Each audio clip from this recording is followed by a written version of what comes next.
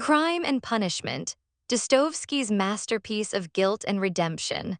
Hook and intro. Have you ever wondered what drives a person to commit an unspeakable act, not out of malice or greed, but out of a twisted intellectual conviction? What happens when a brilliant mind becomes convinced that certain individuals are above the law with the right to transgress for a perceived greater good?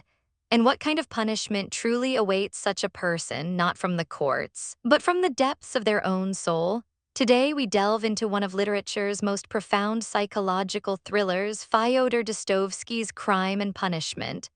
This isn't just a story about a murder, it's a harrowing descent into the mind of Rodion Raskolnikov, a tormented ex-student in 19th century St. Petersburg who grapples with these very questions. Dostoevsky doesn't just present a crime, he meticulously dissects the intellectual arrogance, the moral justifications, and the unbearable psychological fallout that follows. He forces us to confront the terrifying thought that perhaps the most brutal punishment isn't external, but an internal inferno of guilt, paranoia, and alienation. This novel isn't merely a literary classic, it's a timeless inquiry into the very essence of human morality, free will, and the arduous, often painful, path to redemption. Published in 1866, Crime and Punishment burst onto the literary scene, capturing the intellectual and social anxieties of a rapidly changing Russia. It immediately established Dostoevsky as a master of psychological realism, a writer unafraid to plumb the darkest depths of the human psyche. What makes this novel so enduringly popular even today is its raw honesty about the human condition. We see ourselves, our own moral ambiguities, and our search for meaning reflected in Raskolnikov's tormented journey. It challenges us to look beyond simplistic notions of good and evil, inviting us into a world where salvation is often found not through intellectual superiority, but through humility, suffering, and the transformative power of compassion. The story offers profound insights into the nature of guilt and how it can consume an individual, dissecting the intricate dance between rationalization and conscience. It explores the dangerous allure of radical ideologies that promise a new world order, yet often lead to dehumanization and suffering. More importantly, it celebrates the enduring strength of the human spirit to seek atonement and spiritual renewal, even after committing the most heinous acts. As you watch today's video, prepare to embark on a journey that is as intellectually stimulating as it is emotionally gripping.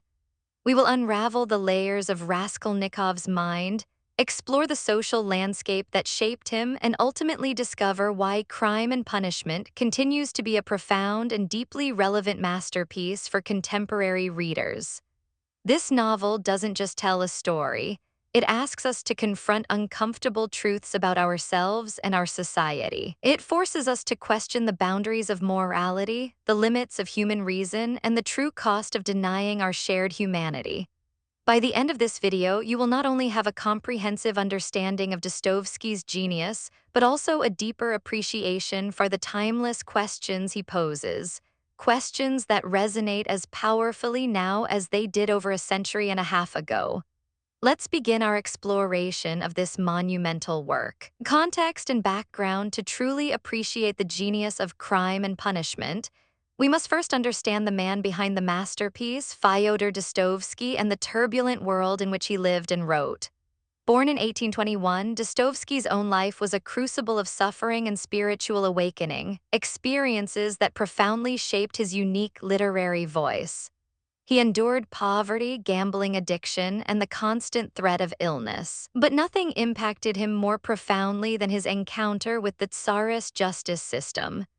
In 1849, Dostoevsky was arrested for his involvement with the Petrovich Circle, a group of liberal intellectuals who discussed radical social theories.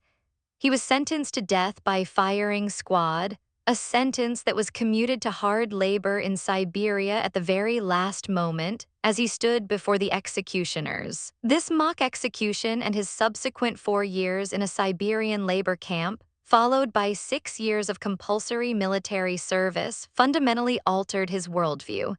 He witnessed human degradation and resilience firsthand, deepening his understanding of sin, suffering, and the possibility of spiritual redemption. These harrowing experiences, a form of personal punishment and resurrection, became the bedrock of his most celebrated works, including Crime and Punishment, his first great novel after his Siberian exile. The Russia of the 1860s, the setting for Crime and Punishment, was a nation in flux. Tsar Alexander Roman II had emancipated the serfs in 1861, a monumental reform that, while liberating millions, also destabilized society, leading to mass migration to cities, unemployment, and widespread social unrest. St. Petersburg, Russia's imperial capital, became a sprawling metropolis of stark contrasts. Grand palaces stood alongside teeming slums where poverty, squalor, and desperation festered. Dostoevsky vividly captures this suffocating atmosphere, making the city itself almost a character in the novel. Its cramped rooms, oppressive heat, and crowded streets mirror the psychological confinement and moral decay of its inhabitants.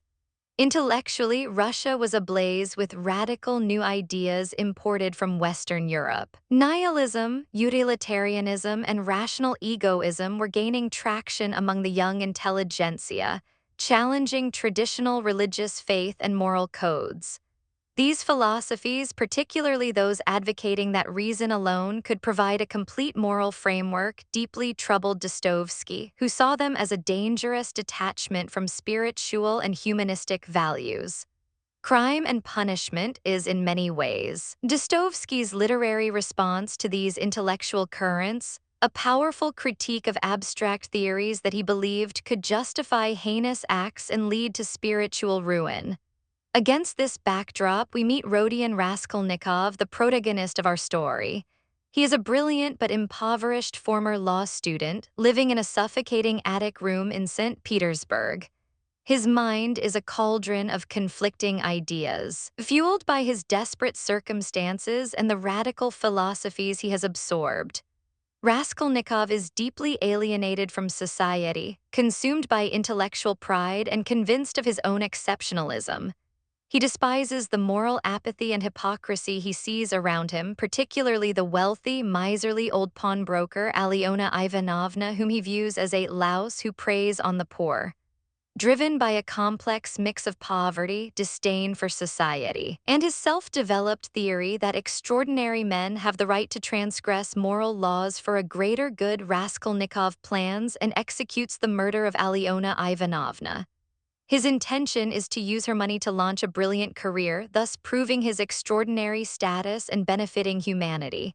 However, a cruel twist of fate leads him to also murder Alyona's innocent half-sister, Lizaveta, who unexpectedly walks in on the crime. This second, unplanned murder shatters Raskolnikov's intellectual justifications and plunges him into an abyss of guilt and paranoia. The novel then meticulously chronicles Raskolnikov's psychological torment in the aftermath of the murders. He succumbs to fever, delirium, and a crushing sense of isolation. His carefully constructed intellectual world crumbles under the weight of his conscience.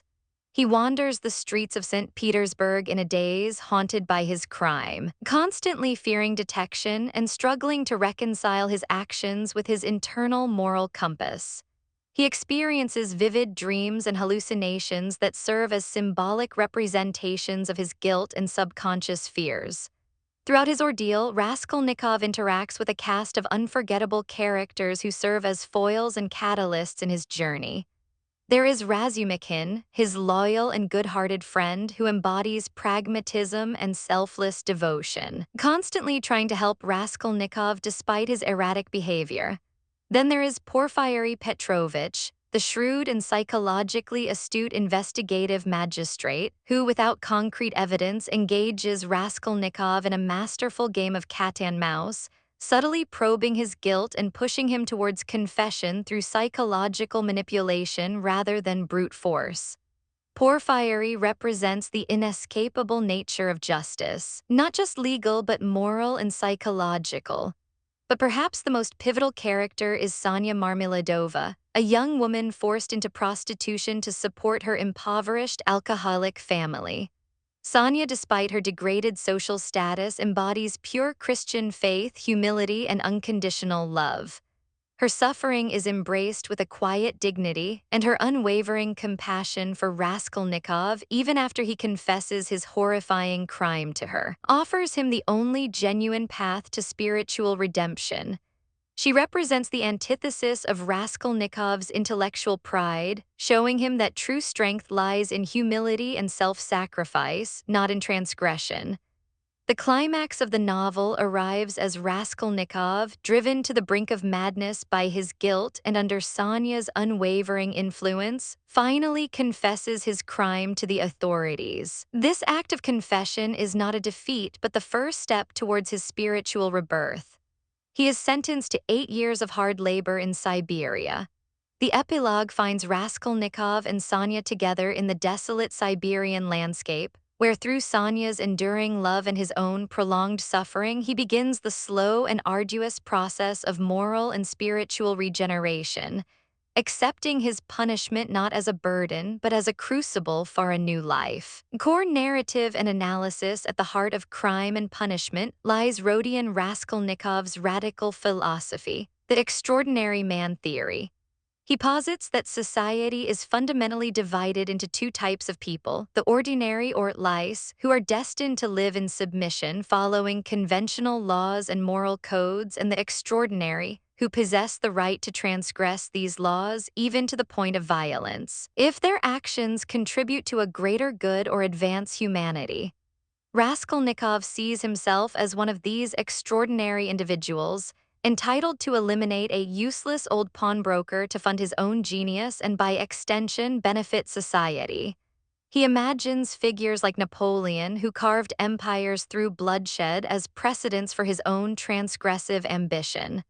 Dostoevsky masterfully portrays Raskolnikov's intellectual arrogance, showing how abstract theories, when divorced from empathy and human connection, can rationalize even the most heinous acts. Raskolnikov's crime is not a spontaneous act of passion or greed, but a meticulously planned experiment to test his theory and assert his supposed superiority. He believes he can commit murder without feeling guilt, that his intellect will shield him from the moral consequences. However, the unexpected murder of Lizaveta, the pawnbroker's innocent sister, shatters his carefully constructed rationalizations, exposing the chasm between his abstract ideas and the brutal reality of human suffering. This brings us to the novel's profound exploration of punishment, which Dostoevsky argues is far more internal and psychological than external and legal. Raskolnikov's true punishment begins immediately after the crime, manifesting as a debilitating psychological torment. He is consumed by fever, delirium, and an overwhelming paranoia.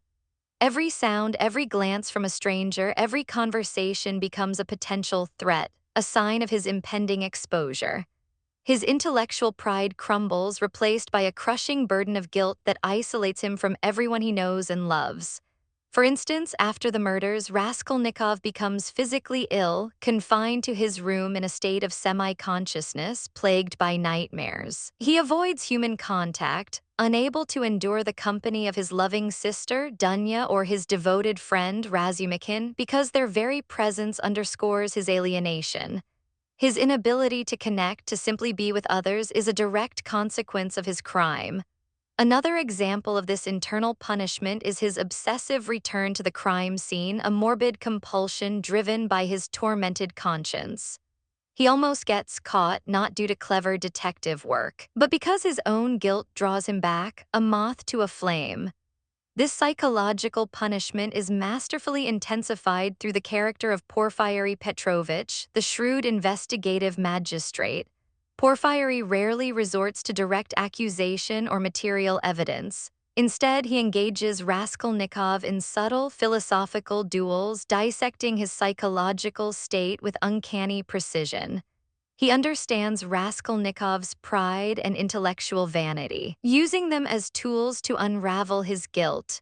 During one interrogation, Porfiry discusses a newspaper article written by Raskolnikov himself, which outlines the extraordinary man theory, perfectly knowing it is Raskolnikov's own justification.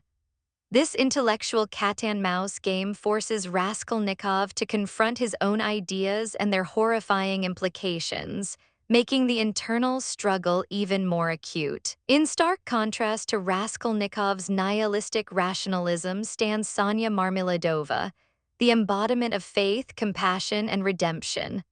Sonya, a young woman forced into prostitution to support her starving family, represents profound human suffering embraced with humility and unwavering Christian faith. Despite her degraded circumstances, she possesses an inner purity and moral strength that profoundly affects Raskolnikov. She believes in the power of confession, suffering, and divine mercy as the only path to absolution. Her role is not to judge, but to love and guide. A pivotal scene illustrating Sonya's role is when Raskolnikov, at the height of his torment, confesses his crime to her. He pours out his soul, explaining his theory and the horror of his deeds.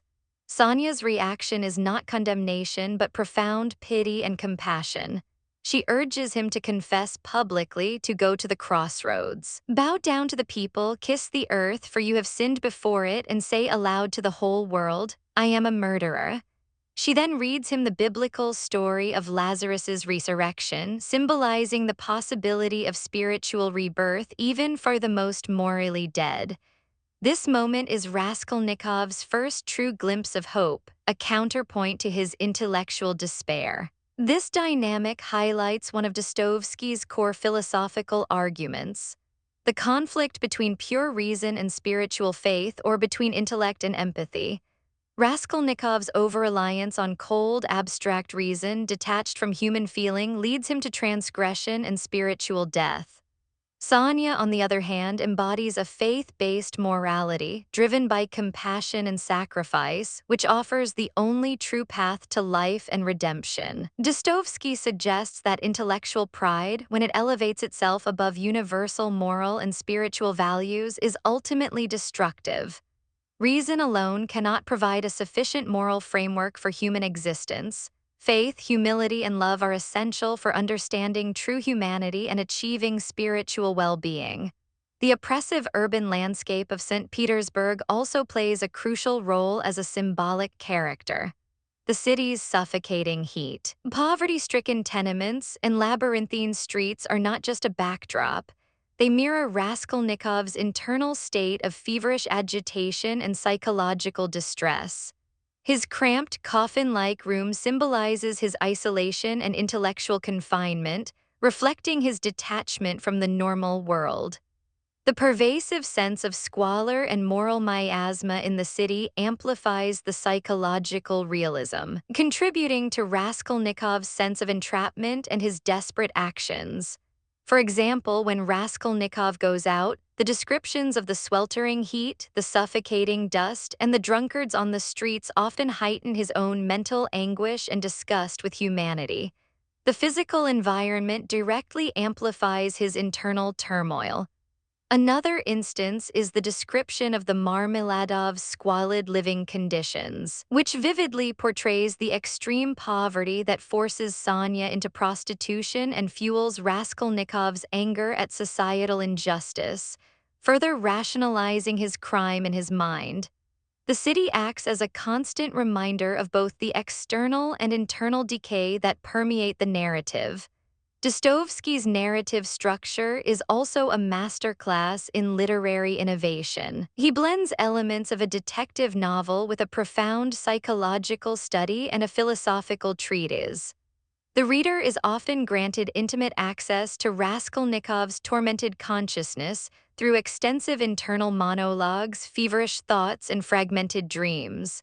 This unique perspective allows for a multi-layered exploration of the novel's complex themes, keeping the reader deeply immersed in Raskolnikov's internal struggle. The suspense is not just about whether Raskolnikov will be caught, but how his mind will unravel and whether he can find a path to redemption. The polyphonic structure, a concept later theorized by Mikhail Bakhtin, is evident in the novel's dialogic nature, where multiple independent voices and ideologies, Raskolnikov's rationalism, Sonya's faith, Porfiry's psychological cunning, Razumikin's pragmatism, exist in dynamic tension without being fully subsumed by a single authorial voice. This allows for a richer, more complex exploration of the philosophical questions at hand, as no single character holds all the answers and the truth emerges from their clashes and interactions. This innovative approach to storytelling marked a significant departure from traditional literary forms and profoundly influenced subsequent generations of writers. Deep insight and reflection, Crime and Punishment transcends its 19th century Russian context to offer profound insights into perennial human struggles that remain acutely relevant today. One of its most potent warnings is against the dangers of ideological extremism. Raskolnikov's extraordinary man theory, which justifies violence for a perceived greater good, resonates chillingly with modern concerns about terrorism, political radicalization, and the spread of abstract ideologies that dehumanize individuals and rationalize cruelty. For example, we see echoes of Raskolnikov's detached intellectualism in online echo chambers where radical ideas fester, leading individuals to believe their cause is so righteous that conventional morality no longer applies. Similarly, historical instances of totalitarian regimes demonstrate how abstract theories about racial purity or economic class struggle led to unimaginable suffering, mirroring Raskolnikov's intellectual pride. The novel warns us that when empathy is sacrificed at the altar of ideology, immense human tragedy is often the result. Furthermore, Dostoevsky's pioneering exploration of the human psyche, particularly the debilitating effects of guilt, paranoia, and alienation, offers timeless insights into mental health. Raskolnikov's descent into feverish delirium and overwhelming anxiety is a powerful depiction of the psychological toll of moral transgression.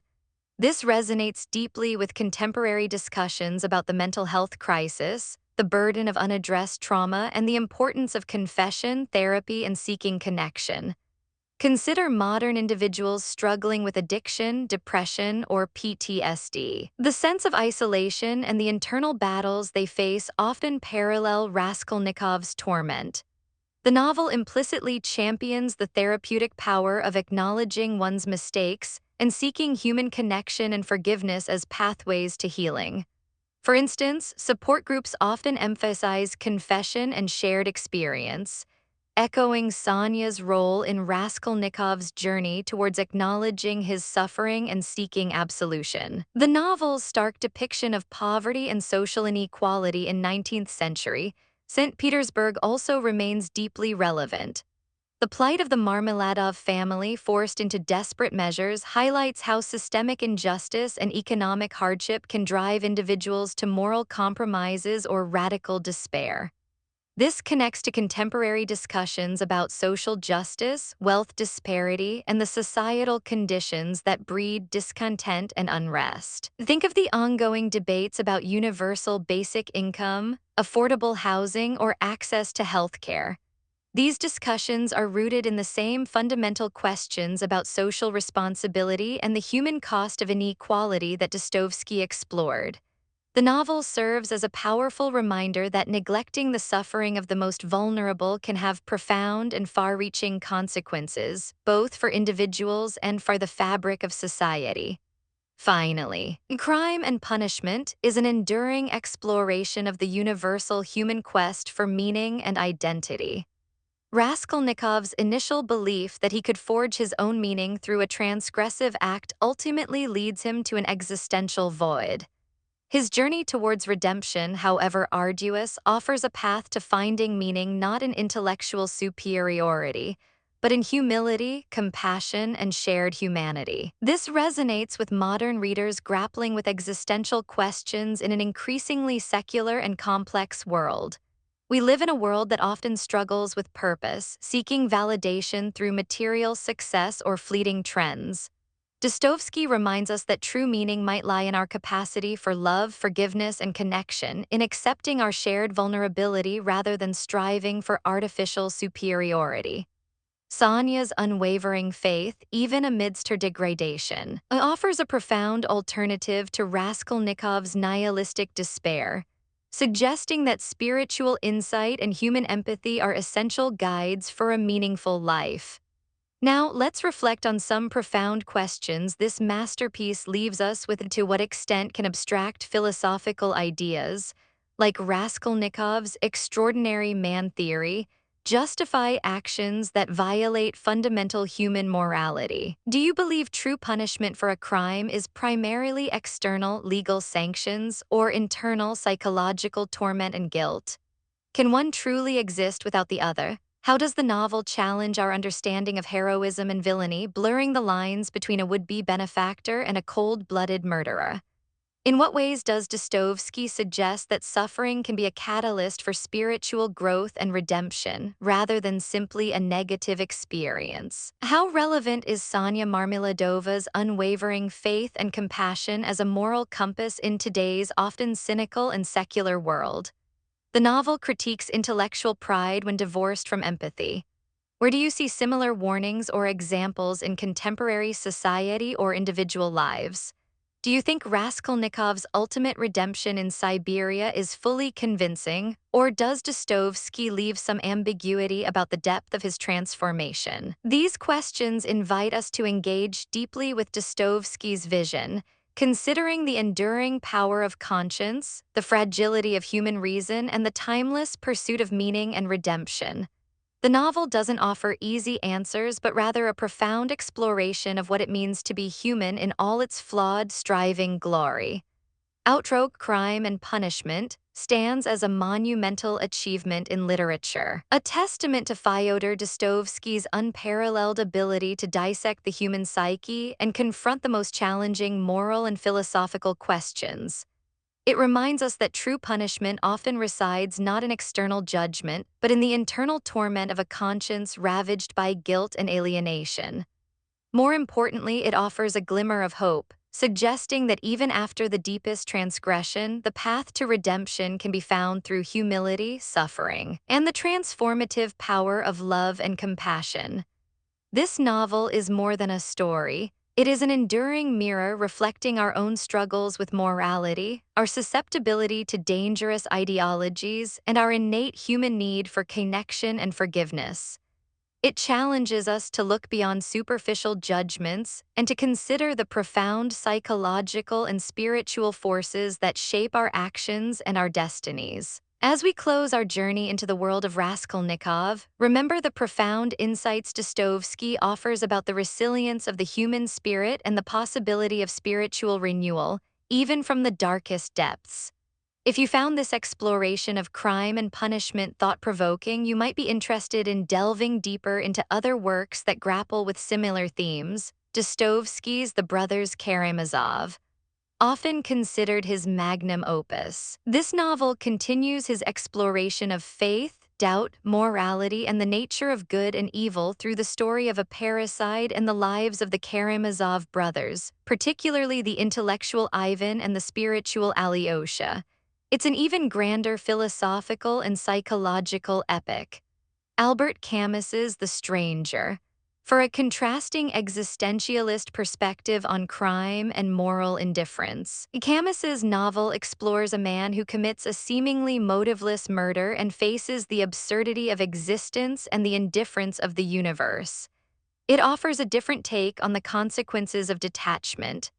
Leo Tolstoy's Anna Karenina, while different in style, Tolstoy's novel, a contemporary of Dostoevsky's, also explores themes of societal judgment, moral transgression, and the search for meaning, albeit through a sprawling social realism rather than intense psychological introspection. It presents a powerful parallel in its examination of an individual defying societal norms. Victor Hugo's Les Miserables, this epic novel offers a powerful narrative of crime, punishment, and redemption through the character of Jean Valjean, who spends decades evading an obsessed inspector after stealing a loaf of bread. It explores societal injustice, mercy, and the capacity for moral transformation, resonating deeply with Dostoevsky's themes. Thank you for joining me on this deep dive into crime and punishment. May Raskolnikov's struggle inspire you to reflect on your own moral compass and to seek connection and compassion in a world that often desperately needs it. Stay curious, keep exploring, and I'll see you in the next video.